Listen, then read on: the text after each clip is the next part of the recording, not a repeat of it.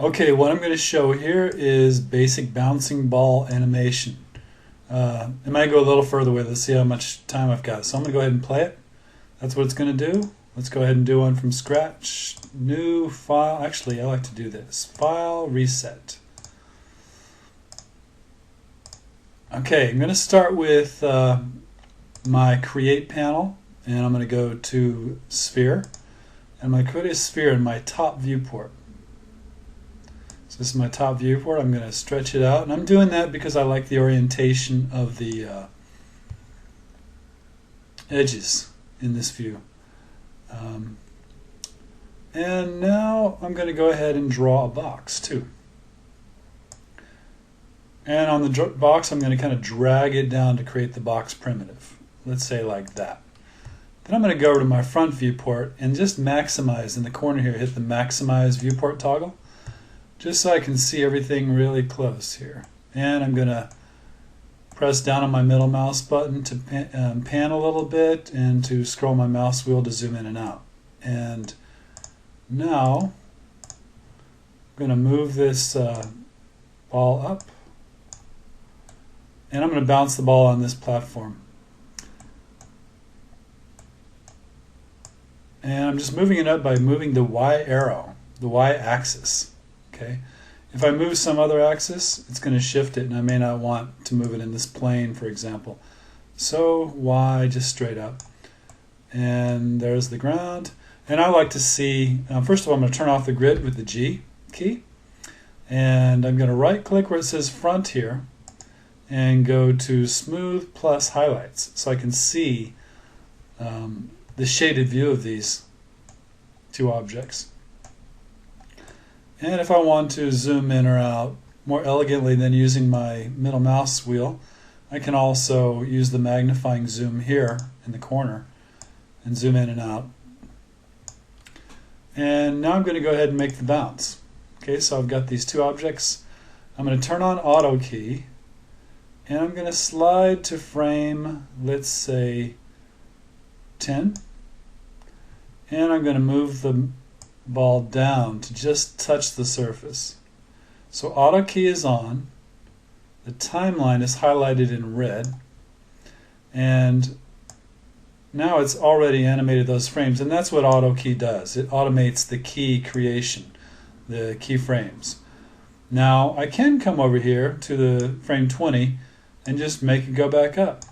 The problem with that is I don't know exactly where I left off, so if I want to go exactly to where I began, I'm better off doing this. I'm going to select this key, frame 20, hit the delete key to get rid of it. I'm going to go to frame 0, hold down my shift key and press drag release with my left mouse button to frame 20, and now I've copied keyframe 0 to keyframe 20. Okay, so now let's go ahead and play that. I'll just hit the play button. Okay, you can see that it's just kind of like a robotic motion. It doesn't really have the ease in, ease out that we want from something falling. It's not really giving us any indication of gravity. So I can go ahead and turn off auto key for now. Timeline goes back to its normal color. I'm going to right click on this ball and go down to the curve editor.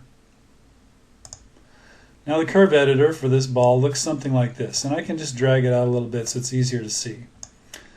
What I want to do now is, and you can zoom in on this, by the way, if you want to, and pan around using these tools or using your middle mouse button. But what I want to do is change these vertex tangency points. So what I'm going to do is go back to the hand. I should have another tool here in just a second. Yeah, what I'm going to do to go from the magnifying glass to this tool, this move keys tool, I'll click that, and then I'll click on this key here, and you can see that I have a tangency handle I can pull out or not. And I don't need that so much as what I need is this. I can undo that. This down here, this keyframe on frame 10. What I'm going to do is try to grab this tangency handle and pull it up, but notice that it's tied to the other one. It's hard to get those two independent. So what I'll do is hold down my Shift key and grab that tangency handle right on the little black dot and press drag release up while I'm holding down the Shift key, and I'm going almost straight up and down. And it's hard for me to say in this particular view how far up I'm going to go with this, but basically it's almost a vertical line. And I'll do the same thing with this one. So now I have both of them modified, and this is close enough for me to close this and go ahead and play this. And let's check it out again.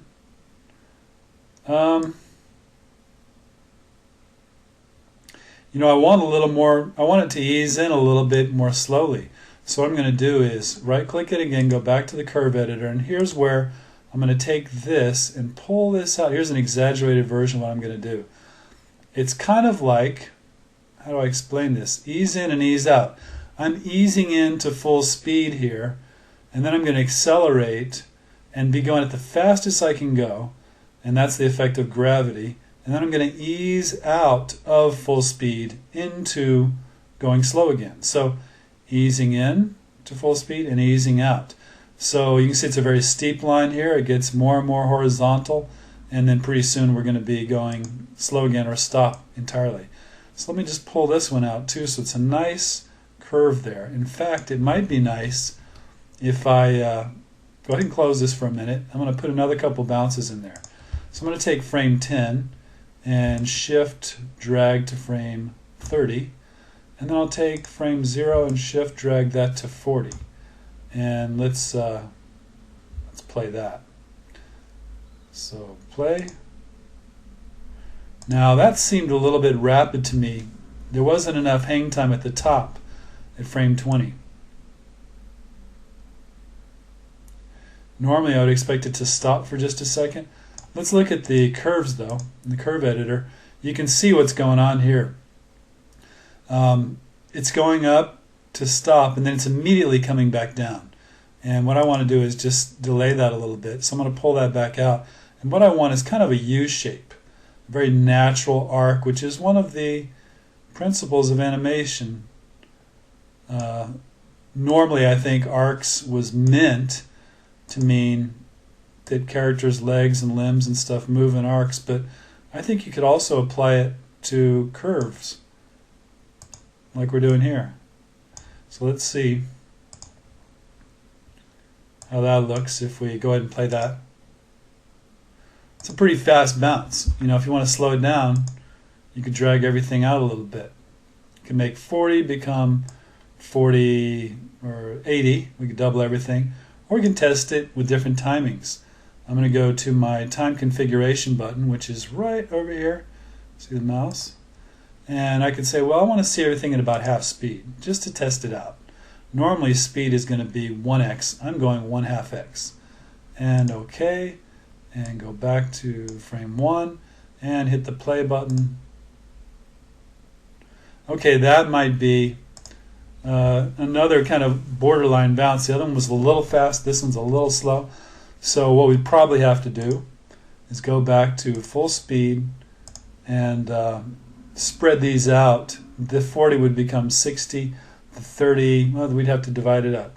If it's from 0 to 40, we'd probably want to go from 0 to 60 and spread these out evenly. But I don't want to get into that right now. So we can now look at this in an ISO view or a perspective view and maximize that view. And what I'm doing is just clicking the corner viewport here, viewport minimum maximum toggle, and whatever's current is going to become the new viewport. There we go. And I don't see the ball. There we go. And play. And it went a little fast. Let's try it again. Okay. Not too bad. If we wanted to wear out, lose its energy, we just make the bounces go lower and lower. So here, we're going down and up, but let's not go all the way up. So I'm going to go to my front viewport by typing F. And I'll just drag this down a little bit lower, and down it goes to the same. Whoa. Okay, here's what I did wrong. I'm glad I did that. I moved the ball down without having auto key turned on. So I'm going to undo, and let's see if we're okay here. Yeah, my undo worked. So I'm going to turn auto key back on, and I'm going to go to the first frame, second frame. Okay, frame 20, I want it to lose a little bit of energy. It's not just going to jump this high up, and then down, and then it's going to come back up, but it's not going to come up that far. It's going to get just this high, and we'll go down and touch the ground again, or we could copy a keyframe, and we'll just do one more real quick one, and then we'll go down, and we're going to have to change these keys also. So let's play it. Okay, it's got some definite issues. One of the things that's going to happen if this thing is bouncing shorter and shorter each time is they're going to get closer together. So it wouldn't be 20, it might be 18 or so. And this one's going to be the same distance or even closer. And I'm just going to guess at this. It's losing energy, so the bounces become more rapid. And this 70 will be our last one. And let's play that. Okay, not too bad, but now I need to look at the curves. Right click, curve editor, and you can see some very ugly curves here. So let's zoom in on that a little bit. Make it a little easier to see. I don't like to distort it too much though, because then it's kind of hard to tell what's going on. Go back to my move keys button. Fix this horrible looking curve here. Nice U shape is what we're after, and then we need the ease in, ease out here with a shift drag. I don't want to go too high, otherwise you're going to get a very odd curve. So we want it to be nice and curved, like a U shape from there to there, and probably up a little more vertical at this point. And same thing here, but we can't go too high. So we got to keep it nice and U shaped. And zoom in a little bit so we can do a good job with this. The last one's going to also have to be nice U shape, almost entirely vertical, or you could say vertical. And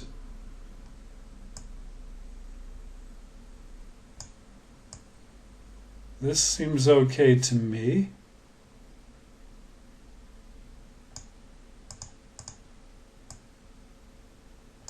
Close anyway.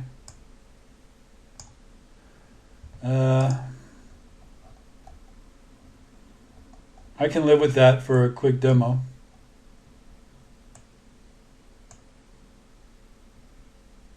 And we'll just see what it looks like if we play it again.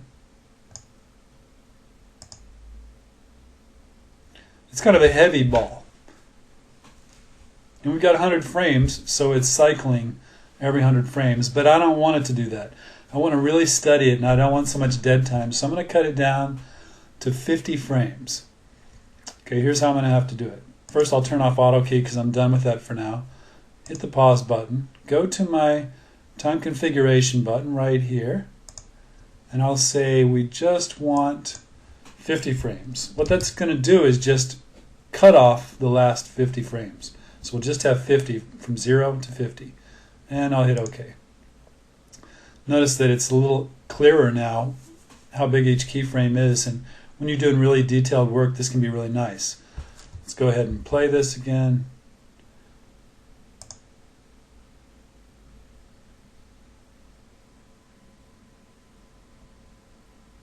Okay, I'm happy with that. It's a kind of a heavy ball. If we want it to be a light ball, we're going to make the bounces come up higher and last longer. But for now, let's call this good.